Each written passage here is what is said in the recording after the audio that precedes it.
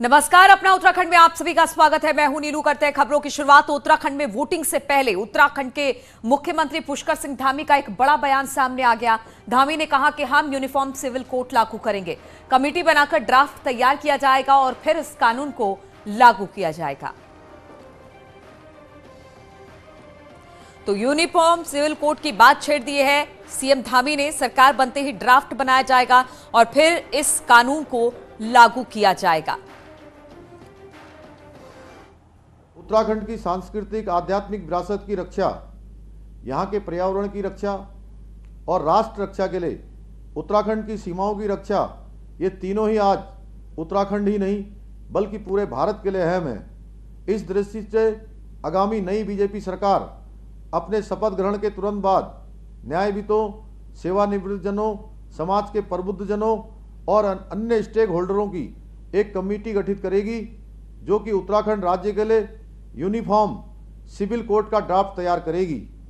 इस uniform civil code का दायरा विवाह, तलाक, जमीन जायदाद और उत्तराधिकार जैसे विषयों पर सभी नागरिकों के लिए समान कानून, चाहे वो किसी भी धर्म में विश्वास रखते हों, होगा।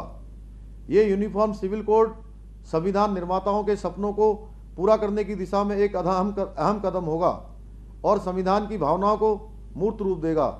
ये भारतीय संविधान के आर्टिकल 44 की दिशा में भी एक प्रभावी कदम होगा। तो उत्तराखंड में वोटिंग से ठीक पहले सीएम धामी का बड़ा बयान सामने आया है। यूनिफॉर्म सिविल कोड बीजेपी का संकल्प है। सीएम धामी का यह बड़ा बयान हम आपको दिखा रहे हैं कि ठीक आज चुनाव प्रचार का आखिरी दिन और यूनिफॉर्म सिविल कोड लागू करने की बात सीएम धामी ने छेड़ दी है और उन्होंने कहा है कि यूनिफॉर्म सिविल कोड को पहले एक ड्राफ्ट इसको लेकर तैयार किया जाएगा। सरकार एक ड्राफ्ट लेकर आएगी और फिर कमेटी बनाकर इस कानून को जो है उसे लागू किया जाएगा।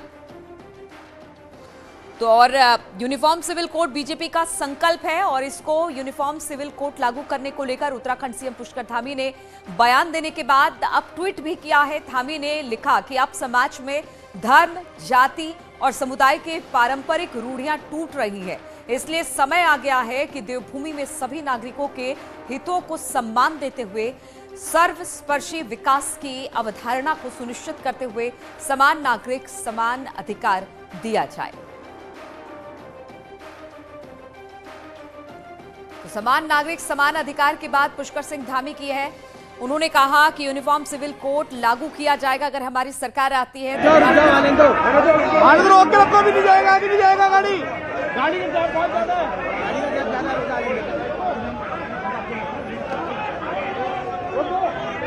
यार आगे बढ़ते दिखाई दे रहे हैं।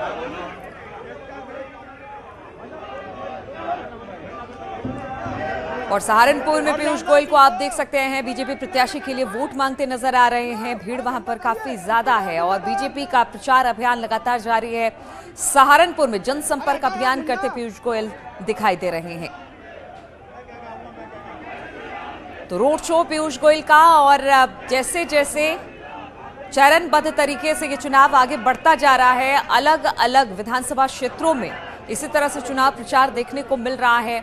अब दूसरे फेज का मतदान उत्तर प्रदेश में होना है और इसको लेकर जो तमाम दिग्गज हैं इस वक्त अलग अलग विधानसभाओं में मौजूद हैं। सहारनपुर में आप पीयूष गोयल, केंद्रीय मंत्री पीयूष गोयल को देख रहे हैं जहां पर वो जनसंपर्क अभियान में जुटे हुए हैं, बीजेपी प्रत्याशी के लिए वोट मांगते नजर आ रहे हैं।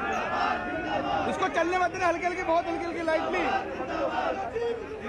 भारी तादाद में वहां पर लोग जुटे हुए हैं। पीयूष गोयल को आप देख रहे हैं। दूसरे चरण का मतदान 14 फरवरी को होना है और 55 ऐसी विधानसभा सीटें हैं जहां पर वोट डाले जाएंगे। उससे पहले तमाम दिग्गज इस वक्त चुनावी प्रचार में जुड़े हुए हैं।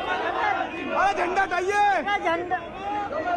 तो सहारनपुर में पीयूष गोयल का रोड शो हो रहा है। बीजेपी का प्रचार अभियान लगातार चल रहा है। प्रत्याशियों के लिए वोट मांगे जा रहे हैं। जनता से अपील की जा रही है कि सरकार के कामकाज को वोट दे, बीजेपी को जिताए और इस तरह की बातें करते हुए बीजेपी जो नेता है, बड़े बड़े दिग्गज, वो सभी मैदान में है। कोई रोड शो कर रहा है, कोई जनसंपर्क अभियान चला रहा है, कोई डोर टू डोर कैंपेन करते दिखाई दे रहा है। और पीयूष गोयल को हम दिखा रहे हैं आपको, सहारनपुर में इस वक्त जनसंपर्क अभियान उनका चल रहा है। भारी तादाद में लोग वहां पर पहुंचे हुए हैं।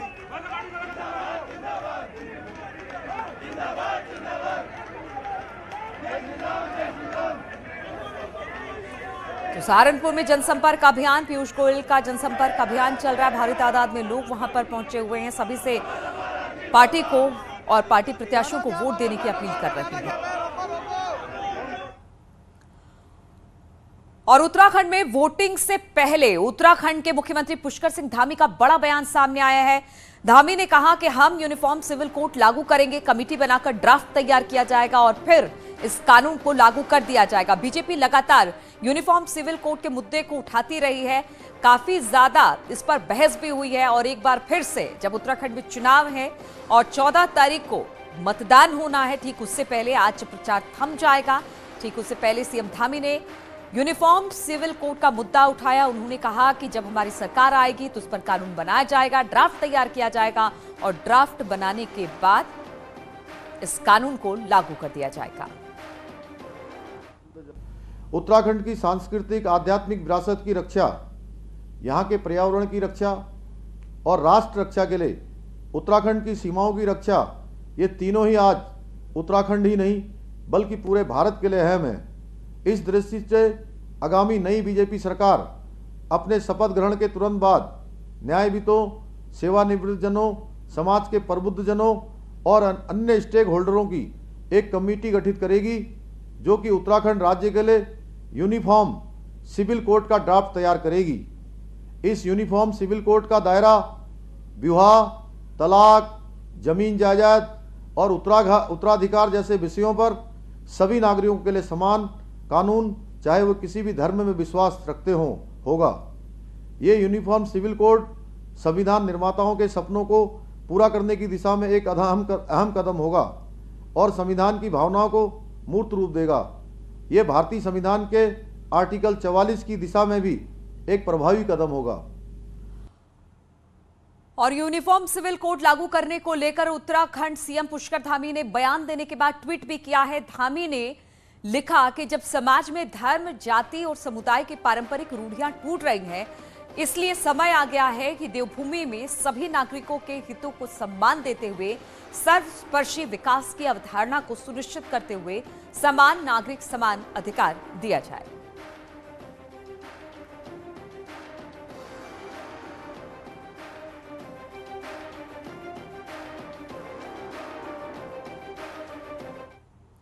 और राज्यसभा सांसद अनिल बलूनी ने भी सीएम धामी को उत्तराखंड में यूनिफॉर्म सिविल कोड को लेकर बधाई दी है। ट्वीट कर बलूनी ने कहा कि आज उत्तराखंड के मुख्यमंत्री श्री पुष्कर सिंह धामी जी ने यूनिफॉर्म सिविल कोड को लेकर जो घोषणा की वो ऐतिहासिक है। समग्र उत्तराखंड इसका स्वागत करता है। ये देवभूमि की भावनाओं एवं संस्कारों की ही अनुरूप है। इस ऐतिहासिक घोषणा के लिए मुख्यमंत्री जी को साधुवाद।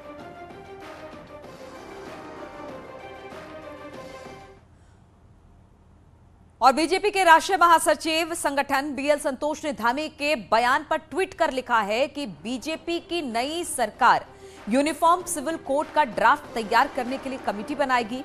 यूनिफॉर्म सिविल कोड विवाह, तलाक, जमीन, संपत्ति और विरासत के संबंध में समान कानूनों का प्रावधान करेगा, चाहे उनका धर्म कुछ भी हो। और उत्तराखंड में वोटिंग से पहले उत्तराखंड के मुख्यमंत्री पुष्कर सिंह धामी का बड़ा बयान सामने आया। धामी ने कहा कि हम यूनिफॉर्म सिविल कोड लागू करेंगे, कमेटी बनाकर ड्राफ्ट तैयार किया जाएगा और फिर इसे कानून में तब्दील किया जाएगा।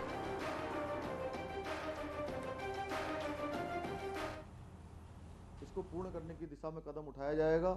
उत्तराखंड में अपनी दाल ना गलते हुए देखकर भारतीय जनता पार्टी ने एक नया शिगुफा दिया है।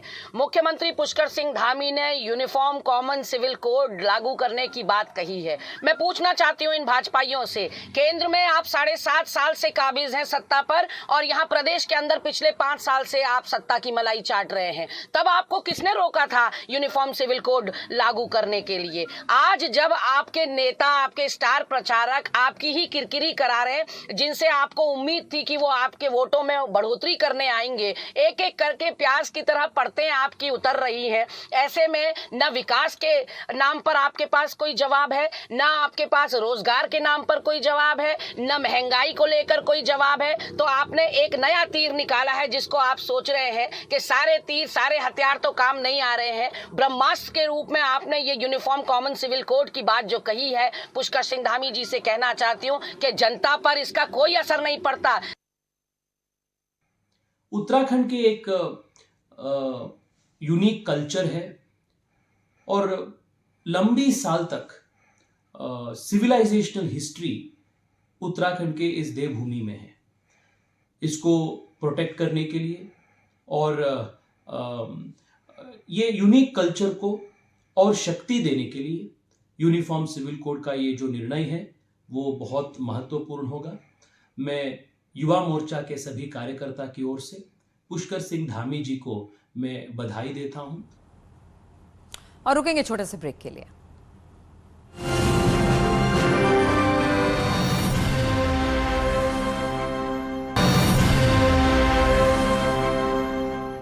और मध्य प्रदेश के मुख्यमंत्री शिवराज सिंह चौहान ने देश की पहली हेलीकॉप्टर सभा को संबोधित किया। दरअसल कल शिवराज सिंह को यमुनोत्री सीट के चिल्यारी सौड़मिंग जनसभा को संबोधित करना था, लेकिन मौसम खराब होने की वजह से नैनीताल में शिवराज 2 घंटे से ज्यादा हेलीपैड पर ही फंसे रहे। मजबूरन उन्हें यमुनोत्री की जनसभा को मोबाइल के जरिए हेलीकॉप्टर में बैठे बैठे ही संबोधित करना पड़ा।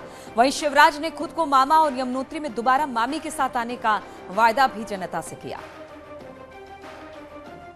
भांजियों, मैं मध्य प्रदेश का मामा हूं तो यमुनोत्री का भी मामा ही हूं बच्चों का। आप सबको दोनों हाथ जोड़ के ये मामा प्रणाम करता है और माफी मांगता है। मेरी बहुत इच्छा थी कि आज आपके बीच में आके आपसे मिलूं, हाथ मिलाऊं, गले लगाऊं, सभा संबोधित करूं, लेकिन नैनीताल में मैं 1.5 घंटे से हेलीकॉप्टर के अंदर बैठा हूं। चारों तरफ कुछ दिखाई नहीं दे रहा।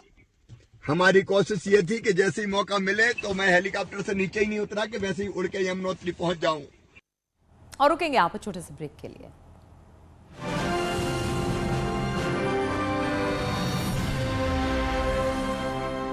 वैक्सीन का विरोध किया